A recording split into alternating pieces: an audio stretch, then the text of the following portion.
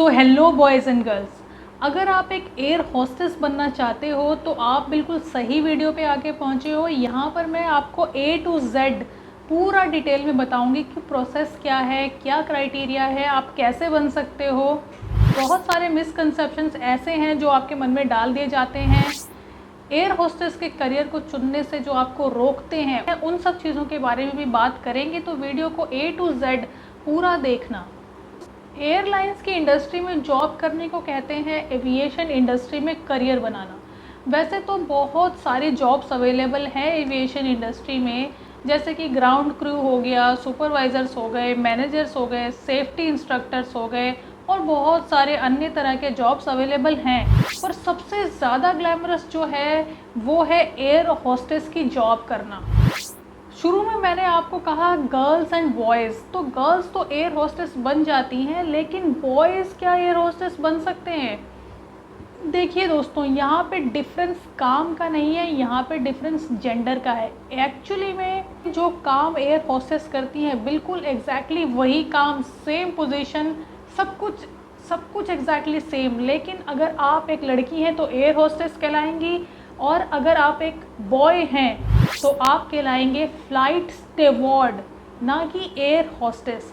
तो आई होप कि आपको ये एक छोटा सा डिफरेंस समझ में आ गया होगा। यहाँ पे एक सबसे मिसकंसेप्शन वाली बात ये आती है कि लोगों के मन में एक धारणा होती है कि अगर आप सुंदर नहीं हैं, अगर आपकी पर्सनैलिटी अच्छी नहीं है, तो आप एक एयर होस्टेस नहीं बन सकते हो, या आप एक फ्लाइट स्टेवर्ड नहीं बन सकते हो। तो ऐसा कुछ भी नहीं है दोस्तों, क्योंकि लेकिन कुछ क्राइटेरिया ज़रूर हैं। तो उन क्राइटेरिया को अगर आप फुलफ़िल करते हो, स्टेप बाय स्टेप समझते हो, और सारे के सारे जो रिक्वायरमेंट्स हैं वो फुलफ़िल आप करते हो, तो आप डेफिनेटली एक एयर होस्टेस ईज़िली बन सकते हो। लेकिन एक बात को आपको इंश्योर करना पड़ेगा कि आपको पूरा प्रोसेस पता होना चाहिए, प्रोसीजर पता होना चाहिए कि भाई 10th के बाद कर सकते हैं, 12th के बाद कर सकते हैं, क्या ग्रेजुएशन के बाद कर सकते हैं, कौन कर सकते हैं, क्या एज लिमिट है, और कौन से ऐसे क्राइटेरिया हैं जिनको हमें फुलफ़िल करना ही पड़ेगा ताकि हम एयर होस्टेस की जॉब के लिए अप्लाई कर सकें। एक बात तो मैंने बिल्कुल क्लियर कर दी है, अगर नहीं हुई तो फिर से कर लीजिए, कि जो लोग आपसे ये कहते हैं कि भाई तुम तो सुंदर नहीं हो, तुम तो ब्यूटीफुल नहीं हो, तो तुम एयर होस्टेस नहीं बन सकते हो, तो देखिए उनसे बस एक ही चीज़ कहिए, या मत कहिए कुछ भी, आप अपने मन में ये समझ लीजिए कि क्राइटेरिया है, क्राइटेरिया को अगर मैं फुलफ़िल करती हूँ या करता हूँ तो मैं एयर होस्टेस बन जाऊँगी या एक फ़्लाइट स्टीवर्ड बन जाऊँगा, अदरवाइज़ नहीं बन पाऊँगा। इससे सुंदरता का कोई भी रिलेशन एयर होस्टेस बनने से नहीं होता है। तो हर चीज़ के बारे में डिटेल में तो जानेंगे, लेकिन सबसे पहले जान लेते हैं कि एक एयर होस्टेस का काम क्या होता है। बेटर है कि आप उनके काम को पहले अच्छे से समझ लीजिए, क्योंकि आपको लाइफ टाइम वो काम करना है। अगर आप उस काम को इंजॉय कर पाओगे तभी उसमें अपना करियर बनाइए, अदरवाइज मत बनाइए। तो आइए समझते हैं कि एयर होस्टेस का काम क्या होता है। एयर होस्टेस का एक्चुअली काम ये होता है कि बोर्डिंग से लेकर अनबोर्डिंग तक जितने भी काम होते हैं पैसेंजर्स के, वो सारे काम जो हैं वो करते हैं। जैसे मैं आपको एग्जांपल देती हूँ कि बोर्डिंग के टाइम पे आप उनको सेफली बोर्ड करवाइए, उनके बोर्डिंग पासेस देकर चेक कीजिए, उनको बोर्डिंग में हेल्प कीजिए। जैसे कुछ बुजुर्ग लोग होते हैं वो अपना सामान ठीक से नहीं रख पाते, तो उसमें केबिन क्रू या एयर होस्टेस उनकी हेल्प करते हैं। अगर इन बिटवीन फ्लाइट के दौरान किसी को कोई प्रॉब्लम होती है या कोई इशू होता है, तो उन सब इशूज़ को सॉल्व करना और सेफ्टी का ध्यान रखना, पैसेंजर्स का, उनके कम्फर्ट का ध्यान रखना, जैसे मील्स वगैरह देना, और फिर मील्स वगैरह के बाद जो ट्रैश वगैरह कलेक्ट करना होता है वो कलेक्ट करते हैं सेफली। और भी बहुत सारी चीज़ें होती हैं जो कि एक एयर होस्टेस को इंश्योर करनी पड़ती हैं, जैसे कि पैसेंजर्स को सेफ्टी गाइडेंस देना कि इमरजेंसी के टाइम पर वो क्या करें, किस तरह से करें, वो सब गाइडेंस देना। जो लोग इमरजेंसी एग्जिट विंडो की तरफ बैठे हुए होते हैं उनको समझाना कि इमरजेंसी के टाइम पे आप इस गेट का किस तरह से इस्तेमाल कर सकते हैं, वगैरह वगैरह। बहुत सारी चीज़ें होती हैं जो कि उनको करनी पड़ती हैं। और फ्लाइट के दौरान उनको अपना एनर्जी लेवल भी अप रखना पड़ता है, अपनी पर्सनैलिटी भी ठीक रखनी पड़ती है। तो ये कुल मिलाकर कुछ काम हो गए जो कि एयर होस्टेस करती हैं। इसके अलावा बहुत सारे ऐसे काम होते हैं जो कि आपको ट्रेनिंग जब मिलेगी तो आपको खुद ही पता चल जाएगा कि और कौन से काम होते हैं। थोड़ा सा फिज़िकली इंटेंसिव काम तो ये होता है, सब कुछ ग्लैमरस नहीं होता, लेकिन फिर भी इन सब चीज़ों के बावजूद पैसा इसमें खूब है, बहुत अच्छी सैलरी मिलती है। उसके अलावा बेनिफिट्स भी बहुत सारे मिलते हैं, जैसे कि अगर आप पर्सनल ट्रिप्स पे जा रहे हैं तो आपको ह्यूज डिस्काउंट्स मिल जाएंगे, फ़्लाइट टिकट्स पर या होटल्स में जो अकोमोडेशन होती है तो उसमें भी आपको बहुत सारे बेनिफिट्स मिल जाते हैं। फैमिली के लिए ट्रिप्स पे काफ़ी बेनिफिट्स मिल जाते हैं, इंश्योरेंस कवरेज मिलता है, मेडिकल बेनिफिट्स मिलते हैं, उसके अलावा पीएफ भी कटता है, ग्रेट्यूटी भी मिलती है और पेंशन स्कीम्स भी होती हैं बहुत सारी एयरलाइंस के पास। अगर आप गवर्नमेंट की एयरलाइन यानी कि एयर इंडिया में काम करते हैं तो उसके अलग बेनिफिट्स हैं। तो बहुत सारी चीज़ें ऐसी हैं सैलरी के अलावा जो कि बहुत अट्रैक्टिव है, जैसे अलग अलग जगहों पे घूमने का मौका मिलता है, ग्लोबल पैसेंजर से बात करने का, उनसे इंटरेक्ट करने का मौका मिलता है, तो ऑब्वियसली आपका एक्सपोजर बढ़ता है, आपकी पर्सनालिटी और डेवलप होती है। कुछ स्टूडेंट्स सोचते हैं कि 10th के बाद सीधे एयर होस्टेस बन जाएं, लेकिन दोस्तों देखिए 10th के बाद एयर होस्टेस नहीं बन सकते। आपको कम से कम जो मिनिमम क्राइटेरिया है उसके बारे में तो मैं आपको डिस्कस करूँगी आपके साथ, लेकिन मैं आपको ये बताना चाहती हूँ कि 12th तो मिनिमम रिक्वायरमेंट है। 12th में आपके 50% मार्क्स होने चाहिए। उसके अलावा जो एज लिमिट है वो 18 ईयर्स से लेकर 26 ईयर्स तक है। तो 18 से 26 साल के एज के बीच में अगर आप हैं तो आप एयर हॉस्टेस की जॉब के लिए अप्लाई कर सकते हैं। कुछ एंट्रेंस एग्ज़ाम्स भी होते हैं, उसके बारे में भी डिस्कस करेंगे, और कुछ प्राइवेट इंस्टीट्यूट्स भी हैं, यूनिवर्सिटीज़ भी हैं, कॉलेजेस भी हैं जिसमें आप एडमिशन ले सकते हो और कोर्स कर सकते हो। लेकिन बेसिकली आपको ये जानना चाहिए कि जो इम्पॉर्टेंट चीज़ें हैं, बहुत ज़्यादा इम्पॉर्टेंट, जिनको इंश्योर करना ज़रूरी है, जिनके बारे में आपको पता होना चाहिए, वो क्राइटेरिया आपको फुलफ़िल करना बहुत ज़रूरी है। तो उन क्राइटेरिया के बारे में पहले आप जान लीजिए। तो आइए जानते हैं उन क्राइटेरिया के बारे में जिनका फुलफ़िल होना बहुत ज़्यादा ज़रूरी है। और ये क्राइटेरिया एक कैटेगरी है, इस कैटेगरी में फ़िज़िकल और मेडिकल रिक्वायरमेंट्स होती है। उन रिक्वायरमेंट्स को फुलफ़िल अगर आपने कर दी तो आप एक एयर होस्टेस बनने के लिए पूरी तरह से एलिजिबल हो जाती हैं। तो सबसे पहले बात करते हैं कि आपके 12th में 50% मार्क्स आने ज़रूरी हैं मिनिमम। अगर आपके कम से कम 50% मार्क्स नहीं हैं तो प्लीज़ आप जो है इस चीज़ को कंसीडर कीजिए। सेकंड आता है इसी में ही, इसी एलिजिबिलिटी क्राइटेरिया में, जो कि बेसिक एलिजिबिलिटी क्राइटेरिया है कि आपको इंग्लिश बोलना बहुत अच्छे से आना चाहिए, आपको अंग्रेज़ी भाषा में बोलना अच्छे से आना चाहिए। उसके अलावा आपको हिंदी आनी चाहिए। अगर आपको हिंदी में बोलना अच्छे से नहीं आता है तो आप कोई और फॉरेन लैंग्वेज सीख जाइए। अगर आपको आती है तो वेल एंड गुड, अगर आपको नहीं आती तो कोई एक और फॉरेन लैंग्वेज आप सीख लीजिए, तो उससे काफ़ी बेटर चांसेस बन जाते हैं आपके सिलेक्ट होने में। सेकंड रिक्वायरमेंट है कि आप 18 साल से 26 साल के बीच में होने चाहिए जब आप जॉब के लिए अप्लाई करते हैं तब। अब जो क्राइटेरिया के बारे में मैं आपसे डिस्कस करने वाली हूँ वो बहुत ज़्यादा इम्पॉर्टेंट है, आप उसको ध्यान से समझ लीजिए, आपको बहुत हेल्प होगी। सबसे पहला क्राइटेरिया है फिज़िकल क्राइटेरिया कि आपके चेहरे में और बॉडी में कहीं पे भी गहरे धब्बे नहीं होने चाहिए, यानी कि जो विजिबल मार्क्स होते हैं वो नहीं होने चाहिए।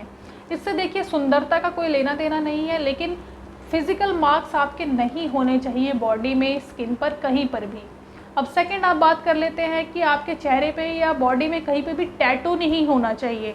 अगर आपने कोई परमानेंट टैटू पहले बनवाया था फिर आपने उसको रिमूव किया तो वैसे भी नहीं चलेगा, क्योंकि वो एक फ़िज़िकल मार्क्स में फिर काउंट हो जाएगा। थर्ड बात करते हैं कि आपके बॉडी में अगर पायर्सिंग है कहीं पे भी, ये कान तो हम सब छिदवा लेते हैं, लड़कियां तो कान नॉर्मली छिदवा लेती हैं, लेकिन कुछ लोग यहाँ पर पायर्सिंग करवा लेते हैं, कुछ पहन लेते हैं यहाँ पर छिदवा लेते हैं, कुछ पहन लेते हैं टंग के अंदर उनके होते हैं, और भी बहुत बॉडी पार्ट्स ऐसे हैं जहाँ पे वो पायर्सिंग करवाते हैं। तो बॉडी में कहीं पे भी पायर्सिंग नहीं होनी चाहिए। तो ये क्राइटेरिया आपको फुलफ़िल करना निहायत ही ज़रूरी है। उसके अलावा आप कुछ मिनिमम वेट लिफ्ट करने में एबल होने चाहिए। जैसे एयर होस्टेस वगैरह मील ट्रेस कैरी करती हैं, मील ट्रेस को पुश करती हैं, पुल करती हैं, उनको इमरजेंसी डोर्स पुश करने में, उनको ओपन करने में कोई प्रॉब्लम नहीं होनी चाहिए, तो वो चेक होता है। उसके अलावा जो इमरजेंसी विंडोज़ होती हैं उनको आप पुल करने चाहिए, उसमें आपको पूरी तरह से आप कंफर्टेबल होने चाहिए, कोई प्रॉब्लम आपको फिज़िकली नहीं होनी चाहिए। तो ये सब चीज़ें भी चेक होती हैं एलिजिबिलिटी क्राइटेरिया में, ये सब चीज़ें आती हैं। उसके अलावा चेक होता है आपका विज़न, और उसके बाद चेक होता है आपका हियरिंग, यानी कि आपका एक विज़न टेस्ट होता है, हियरिंग टेस्ट होता है। विज़न टेस्ट में आपका चेक होता है कि आप दूर तक अच्छे से देख पाते हैं या नहीं, या पास से आप अच्छे से देख पाते हैं या नहीं, तो ये दोनों चीज़ें चेक होती हैं। तो 20/40 विद ग्लासेस और कॉन्टैक्ट लेंसेज तो होना ज़रूरी है। फिर आता है हियरिंग टेस्ट। इसमें एक ऑडियोमेट्री टेस्ट होता है जिसमें आपको हियरिंग लॉस बिल्कुल नहीं होना चाहिए। तो अगर आप इसको पास कर लेते हैं तो आप काफ़ी सारे क्राइटेरिया पास कर जाते हैं। अब आता है एक नेक्स्ट छोटा सा है ये टेस्ट, लेकिन ये भी ज़रूरी होता है, वो होता है डॉट फिंगर प्रिंटिंग टेस्ट और drug screening test. I hope कि आप ये 2 टेस्ट को तो इजीली पास कर ही लेंगे। तो आप अगर ये सारे क्राइटेरिया फुलफ़िल करते हैं तो यकीन मानिए कि एयर होस्टेस आपको बनने से कोई नहीं रोक सकता। बस अब आपको पाथ्स जानने की ज़रूरत है, रास्ते जानने की ज़रूरत है कि आप 12th के बाद कौन सा पाथ अपनाएंगे। तो आपने ये सब चीज़ें जानी कि कहीं पर भी आपको ऐसा महसूस हुआ कि क्राइटेरिया में फेयर कॉम्प्लेक्शन होना ज़रूरी है, या आपका गोरा होना ज़रूरी है, या आपका ब्रिटिश होना ज़रूरी है, ऐसा कहीं पर भी नहीं है। तो ये बेसिक क्राइटेरिया सब पर अप्लाई होता है। एक मिनिमम हाइट की रिक्वायरमेंट होती है ज़रूर, जो कि है 5 फुट 2 इंच मिनिमम लड़कियों के लिए। अगर उससे कम आपकी हाइट है तो भी आप अप्लाई कर सकते हैं, लेकिन आपको उन स्पेसिफिक एयरलाइंस में ही काम मिलेगा जो हाइट में आपको एडजस्ट कर सकते हैं। उनके लिए हाइट इतनी बड़ी क्राइटेरिया नहीं होती। सारी क्राइटेरियाज तो फुलफ़िल हो गई, लेकिन अब 12th के बाद क्या करें और जॉब अप्लाई कैसे करें। 12th के बाद आपके पास 3 रास्ते हैं जिनमें से आप एक फॉलो कर सकते हैं। सबसे पहला है 12th के बाद आप डायरेक्टली कोई शॉर्ट टर्म कोर्स कर सकते हैं, जैसे सर्टिफिकेट कोर्स हो गया या कोई डिप्लोमा कोर्स हो गया, फिर आप जॉब के लिए अप्लाई कर सकते हैं। सेकंड पाथ आ जाता है कि आप ग्रेजुएशन स्पेसिफिकली जो है एविएशन इंडस्ट्री से रिलेटेड ही कीजिए, हॉस्पिटैलिटी इंडस्ट्री से रिलेटेड ही कीजिए।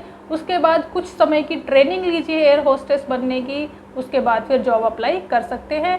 और तीसरा है कि आपने 12th के बाद आपको नहीं पता था कि आपको एयर होस्टेस बनना है, लेकिन आपने ग्रेजुएशन कंप्लीट कर लिया, अब आपको एयर होस्टेस बनना है, तो आप फिर भी बन सकते हैं। कैसे? आप एक कोई शॉर्ट टर्म कोर्स कर सकते हैं। आप ग्रेजुएट हैं, शॉर्ट टर्म कोर्स कीजिए या एक डिप्लोमा कोर्स कीजिए और फिर आप जॉब के लिए अप्लाई कर सकते हैं। इन 3 पाथ्स में से कोई आप एक चुन लीजिए, फिर आप जॉब के लिए अप्लाई कर सकते हैं। 12th के बाद जो सर्टिफिकेट कोर्सेज़ की मैंने आपसे बात की थी, वो सर्टिफिकेट कोर्सेज़ कुछ इस तरह से हैं, आप समझ लीजिए। Aviation management and hospitality, aviation customer service, air hostess management, air hostess training, airlines, hospitality, cabin crew, flight attendant course. ये जो सर्टिफिकेट कोर्सेज़ हैं, इन्हीं से मिलते जुलते नाम वाले डिप्लोमा कोर्सेज़ भी अवेलेबल हैं, तो 12th के बाद आप उन्हें कर सकते हैं। लेकिन यहाँ पर मेरी आपको एक पर्सनल गाइडेंस ये है कि जॉब के सिलेक्शन के टाइम पे उन लोगों को ज़्यादा इम्पोर्टेंस मिलती है या प्रेफरेंस मिलती है, कह लीजिए, कि जिन्होंने ग्रेजुएशन की है स्पेसिफिकली एविएशन इंडस्ट्री के अंदर और कुछ समय ट्रेनिंग ली है, तो उनको ज़्यादा प्रेफरेंस मिलती है। ग्रेजुएशन आपको स्पेसिफिकली अगर एविएशन इंडस्ट्री में करनी है तो कौन कौन से कोर्सेज अवेलेबल हैं ग्रेजुएशन लेवल पर जो 3 साल के लिए अवेलेबल है, उनमें से कुछ के नाम आपसे शेयर कर रही हूँ। वो है BSc in air hostess training, BBA in aviation, BSc in air hostess training, BBA in aviation, airport manager, BSc in air hostess training, BBA in aviation, BBA in airport management, BSc in travel and tourism management, bachelor of hospitality and travel management, degree in international airline and travel management, BBA in aviation, BSc aviation. और अगर आप चाहें तो MBA भी aviation में कर सकते हैं, वो ऑप्शन भी अवेलेबल है। एक ही चीज़ का ध्यान रखना है कि आपको अपने एज लिमिट का ध्यान रखना है।